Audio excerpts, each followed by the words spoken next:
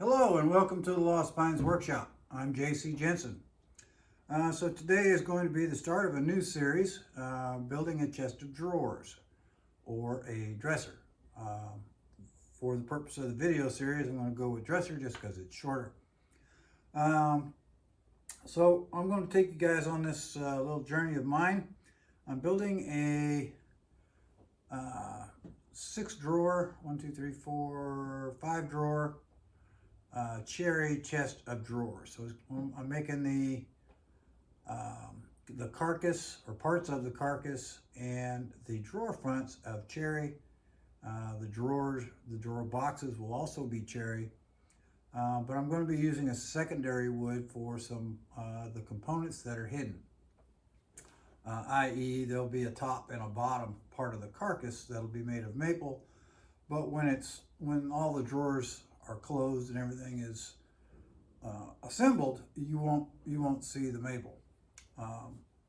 So here we are. So I've gone to the lumber yard. Unfortunately, I had to make a couple of trips because they were running low on material. I bought this, what you see here on the table saw, a couple weeks ago. Rough cut it to length so I could store it on the shelf over here, and it's been acclimating, trying to reach that point of equilibrium and moisture content. Obviously this is kiln dried, and it's also plain sawn. So the pieces that I have laid out here today are for the finished top.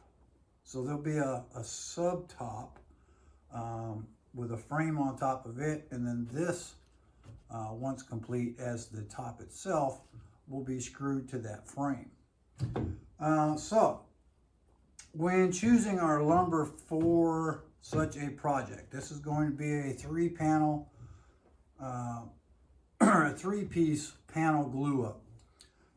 Again, this is plain sawn lumber, but when selecting it, we want to try, knowing that with the material that was available, that it was going to take 3 panels, front to back. The finished dimension of this chest of drawers will be 18 inches. The top itself, it's going to be 18. I tried to choose a board that had minimal amount of sapwood, but it had some character and the straightest grain available. All of the lumber that was on this pallet was all plain sawn, so there's a lot of cupping that's going on, but we'll get into that later on in the series. But what I've done here, so these 2 pieces were the same board, 10 feet long. Simply cut in half, trimmed down a little bit, and then this was a second board, but it was a jointing. So they match up pretty nice.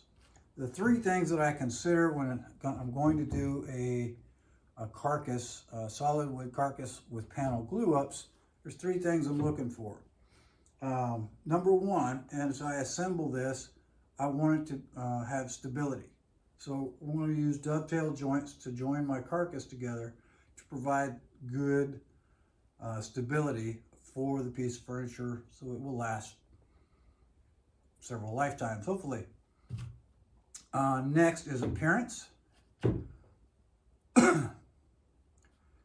And third is workability. So if you were able to zoom in, you would see I've got the grain direction as close to the same as I can get it, but I've got some character here that I'm going to work with.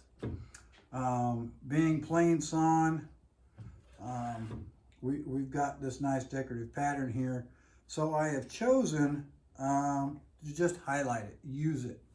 I very much appreciate the natural beauty of wood without stains or any other colors, and its natural character. So I've centered up this piece, laid it out with its, remember this was half of this one, laid this guy next to him, and then this third piece has this same character flaming pattern on the back side.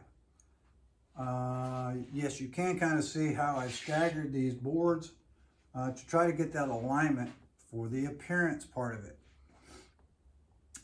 The downside of doing what I've done here is going to be workability. When it's time to plane these flat and smooth, my grain direction starts on this board in the center and works this way. That's going to make it a challenge on workability. It's going to make it a real challenge, because if I'm using my plane across the entire surface, I'm going against the grain to here, and then I'm going with the grain. Well, when you plane against the grain, if your plane isn't set up properly, you're going to get tear out. It's going to be ugly. So we got to be careful. That's that third step, you know, workability. Well, as a woodworking guy, I work the wood. I don't let the wood work me. So I will use the tools and techniques necessary to give me the appearance and the stability that I want in this piece of furniture. So here you see I've got chalk lines laid out here. This is telling me this is going to be the finished piece. I'm going to use roughly 6 inches out of this one, 6 inches out of this one, and 6 inches out of this one for the total of 18 when it's finished. And then my length is 30, this section of the top is going to be 38 inches wide. So there we go. So my next steps here, now that I've identified this, is to mill it down, do a rough mill, and then we'll put it back on the shelf for another week to let it move, do what it's going to do before we proceed to the final mill and glue up. So step one, I'll be going over here to my joiner and planing or joining the face, taking it to the planer and planing the opposite face to make the top and the bottom of the board, the two faces, parallel to each other.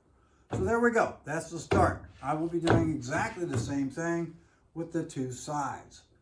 I purchased yesterday some more cherry, and I was fortunate enough to be able to, I'm going to be able to do the sides out of one piece each. I got the material was wide enough this time.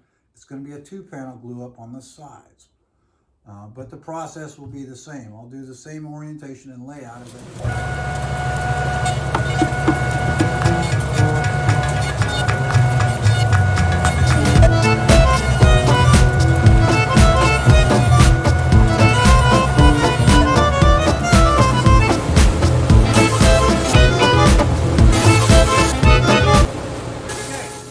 saw, I ran all 3 pieces through the jointer.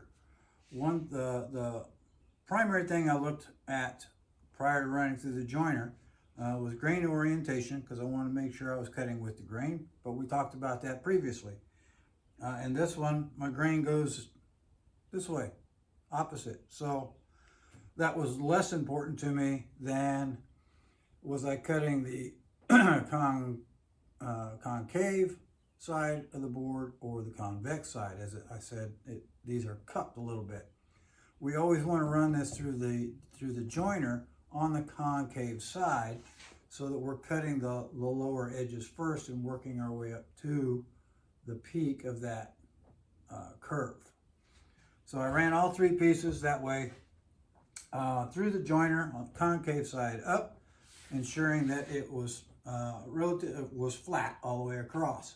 Then I moved over to the planer, and in order to make the opposite side parallel to the front, I ran it through the planer several times. This was 5/4 stock, 1 1/4 thick, rough sawn, and I have milled it down to 1 inch thick. At this point, now I've brought it back over here, and the next step that I've done here, first I relabeled my pieces where they go.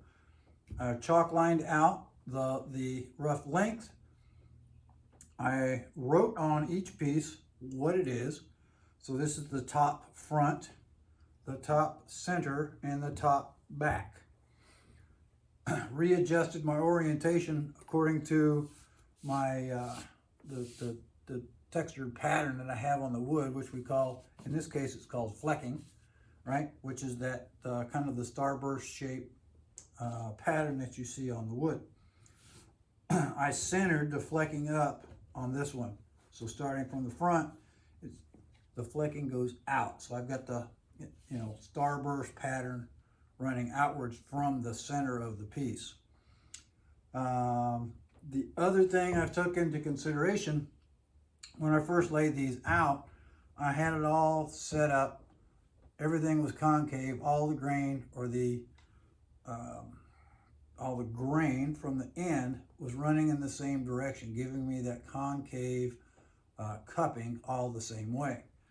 Well, prior to glue up, one of the things that we want to do is flip-flop them. So if I'm concave this way, I want to be convex this way in the centerpiece. So I'm doing this 3-panel glue up. So my grain orientation is opposite.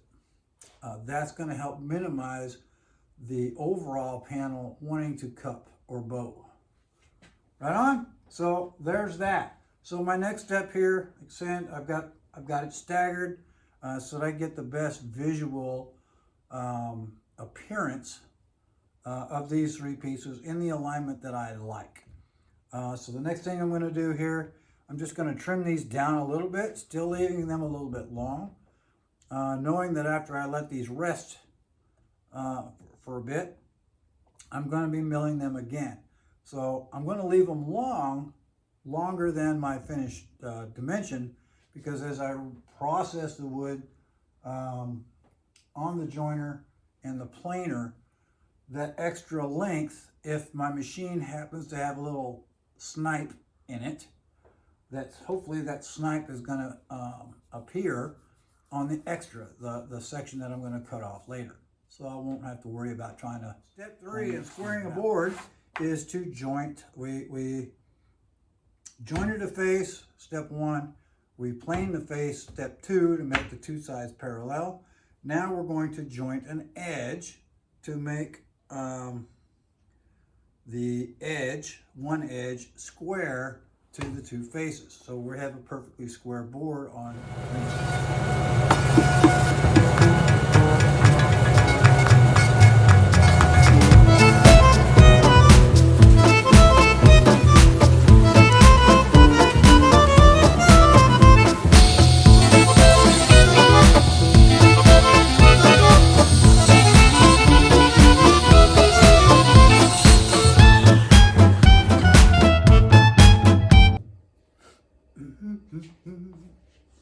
Okay, so we've just jointed the edge, made it square to the face, and then you saw that I ripped it on the table saw to make the other edge parallel.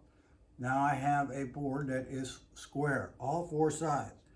I'm going to verify that all of my markings, I didn't cut anything off. I'm going to replace everything, any marks that I cut off. So when I come back to these next week, I know what's what.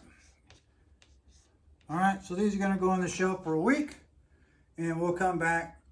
We'll check all of our material, see if it's still flat and square. If not, well, we'll do our final machining and glue this guy up. So, again,